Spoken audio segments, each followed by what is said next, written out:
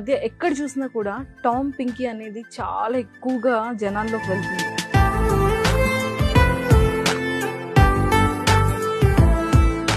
Tom కి వేరే వాళ్ళతో రిలేషన్ లో ఉన్నాడని కానీ పాస్ట్ లో ఏమైనా రిలేషన్షిప్ ఉంది నీకేమైనా తెలుసా? ఒక అమ్మాయి గురించి చెప్పాడు అంతే. ఆ అమ్మాయి ముస్లిం అమ్మాయి.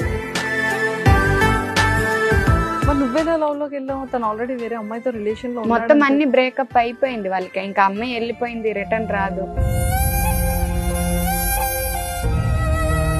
మొత్తం రిలేషన్ అంతా కట్ అయిపోయిన తర్వాతే ఇంకా టామ్ నాకు ప్రపోజ్ చేశాక నేను యాక్సెప్ట్ చేశాను.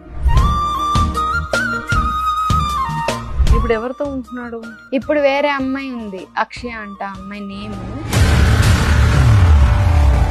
లేదక్క మీరిద్దరికి బ్రేకప్ అయిపోయిందని చెప్తేనే నేను టామ్ని ఇష్టపడ్డాను, మీరు రిలేషన్ లో ఉన్నారని నాకు తెలీదు, తెలిస్తే నేను రాను అని చెప్పి ఆ అమ్మాయి ఇంకా సైడ్ అయిపోయింది. అలా ఎంత మందిని అలా సైడ్ చేసావు? 6 members ఉంటారు. సైడ్ చేస్తూనే వచ్చా.